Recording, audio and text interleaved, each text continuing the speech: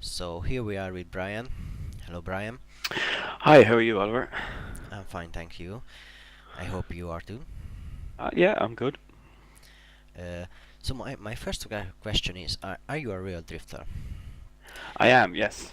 And Um, how you think about the difference between assetto corsa and real drifting? yeah, that's a question a lot of people ask me all the time. It's kind of hard to tell. A lot of people say about the physics and stuff like that. All I would say to people who do play it, or want to get into it, I find you try and do the same things you would in real, in the case of timing, left foot braking, transition where you would transition, all that kind of stuff. So muscle memory wise, it's very similar. I think tire compounds and things like that and physics might differ a little bit, but definitely what you're physically doing is very similar. What do you think about uh, if someone plays assetto corsa a lot and drifting all the time? If he goes never drive a drift car and never drifting, and he goes to a drift track and sit into a drift car, he can drift, or he need to go from the beginning. Definitely not from the beginning, no. And to be honest with you, I think it's been shown time and time again. A lot of young people now are playing these games, and I see them then enter into the drift competitions here in Ireland and stuff, and in Europe, and they just hit the ground running much better than most people or anyone else who kind of gets into drifting. I think they have it in their head where they want to place the car. They have it in their head, footwork and techniques and stuff like that. So instantly they know what they should be doing, and then it's a case of like a car is going to be slightly different. You're going to feel a little bit different. You're going to kind of feel the movement of the car a bit more. But certainly, I think it brings a guy on maybe 60% of the way there or something like that. Over someone who starts from this from scratch. With Mm. no gaming or no real driving. Mm. Okay, thank you. And how do you feel after this place? You got the first place for sure. Yeah, yeah. I got first place at this one. I was very lucky in this one, being honest. Like people like Alan and a lot of the top guys there, Lucas and Mhm. Kristaps and stuff. They're much better drivers to me at this game. There's no doubt about that. And I generally don't get to practice much or that before, but this is a track in real Mondello that I've driven, you know, endless and endless amount of pro level rounds at.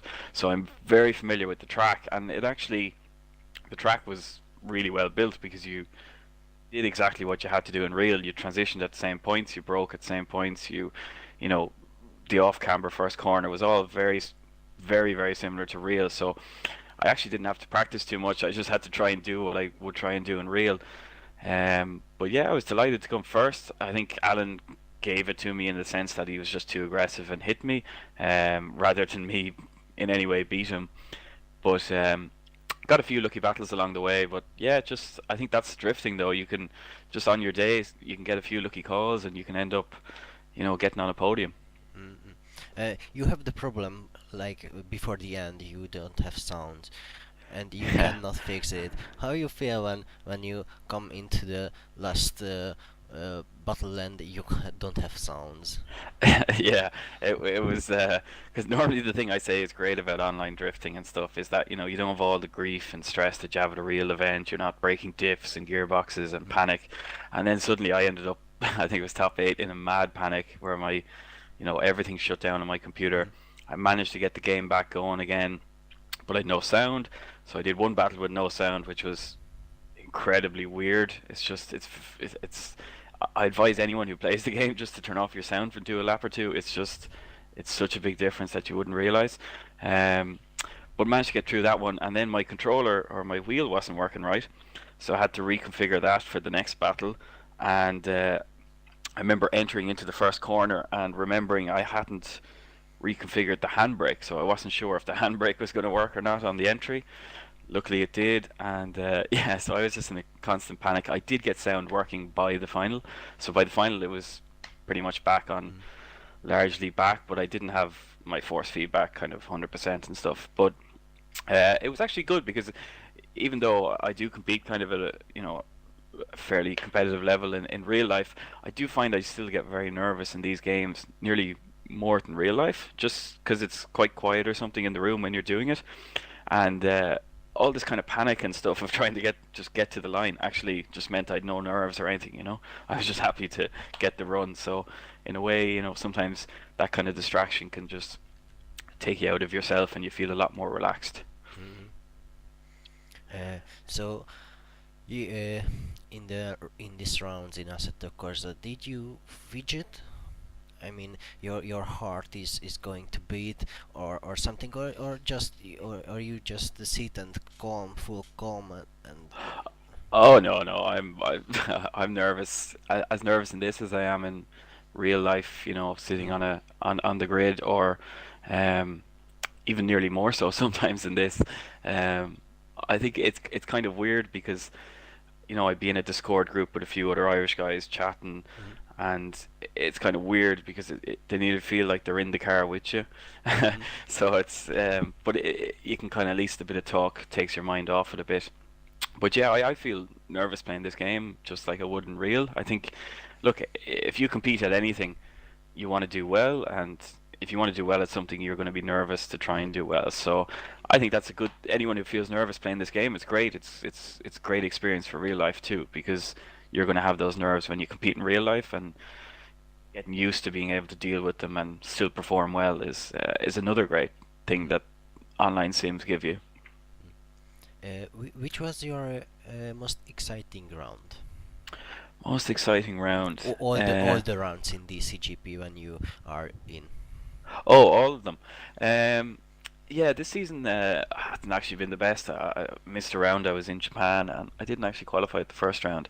But last season, I think probably the first round, which was Long Beach, the very first round of last season, just because I'd never entered some sort of online gaming competition or anything like that, and it was just such a novelty. And then I actually qualified first, which which was just a crazy shock to me, and just kind of meant, okay, I'm not bad at this. Yeah. So that was really good. Mm, That was probably my highlight so far. But yeah, I think it was very just even just me battling Alan in this round in Mondello.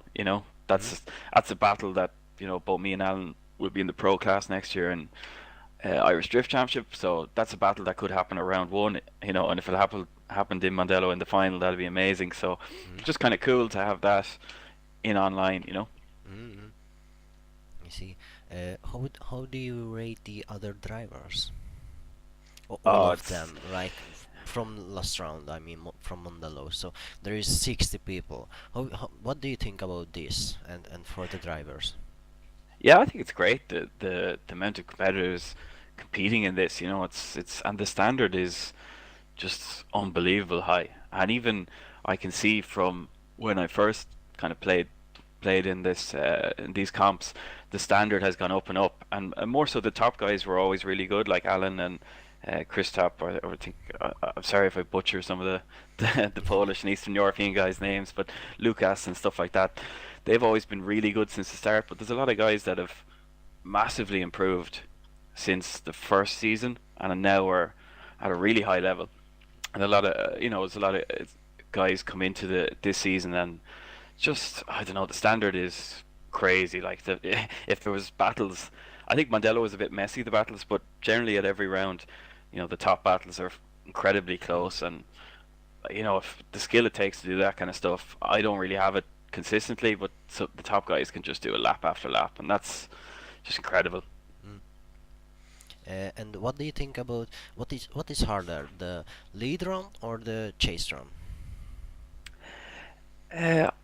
Interesting enough, I think it massively depends on which you do first, which I think, qualifying is quite important. If you qualify in the higher position, so you're leading the battle, um, it, not so, the lead run is a little bit difficult, but it makes your chase run a lot easier because you have some sort of idea of what you have to do in your chase run. Mm, If you're chasing first in the battle, that's when it's the hardest because you don't know to roll the dice and go 120% and hit the guy and then, throw it away, or do Mhm. you hang back a little bit and go 90%? So I think it's much easier to lead first and then chase second, obviously. But yeah, generally chase runs are where you're gonna either win a battle or lose a battle generally. Mhm.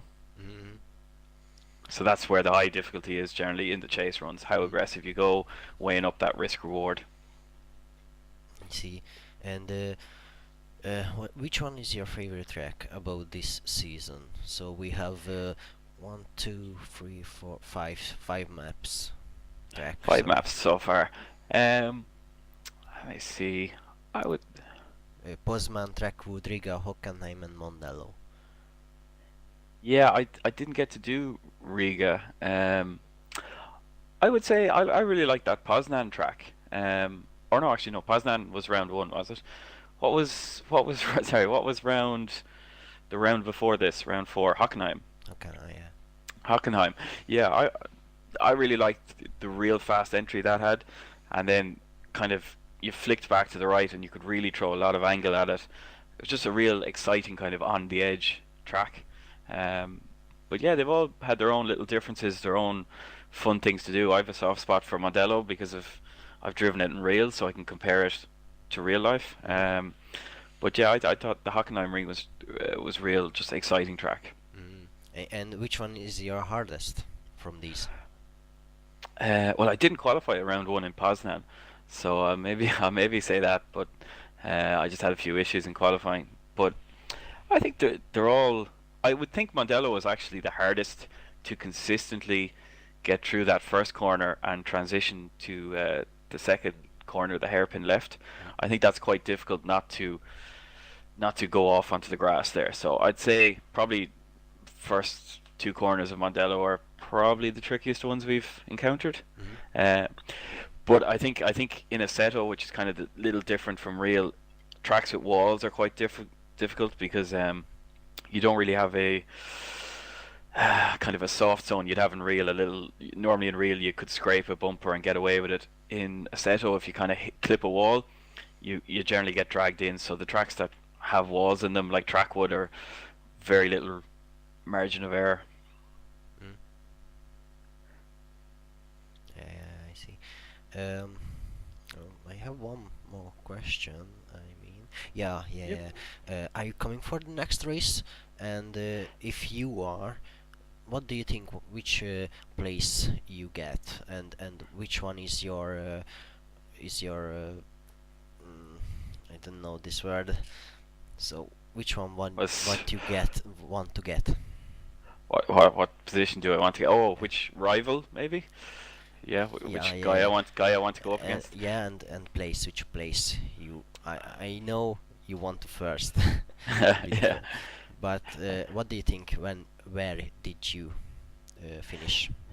Yeah, I don't know anything about this next track. I see it's written down as like a two-gate track, so that could be real interesting.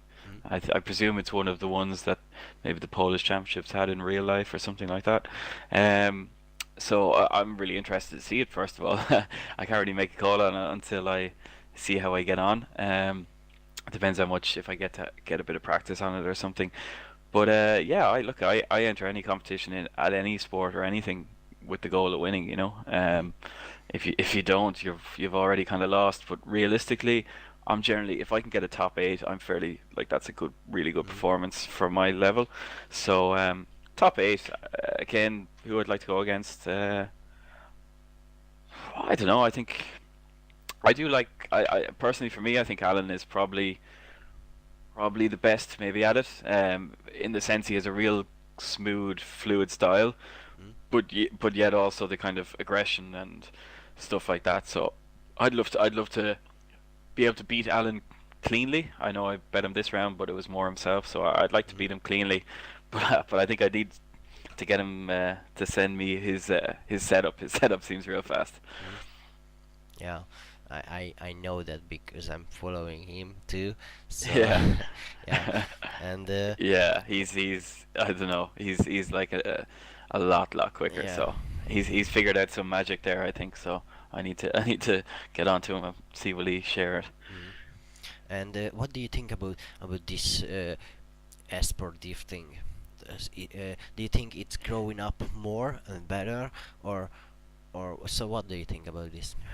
Oh yeah, like I personally, I think this can only go further and further. I mean, I think the amount of numbers that are entering this, I think the skill level, the time people are putting into practice, um, and even for myself, I know in Ireland here, I just keep and the UK, I keep on hearing of pro drivers asking about setups, trying to get drifting Mm. setups, getting themselves wheels and building frames and stuff. So everyone is on this buzz now. Everyone is thinking, okay, this is drifting is very expensive and real now to get seat time to run on expensive grippy wide tires. Mm. This is your this is a great chance to get practice, get competition practice.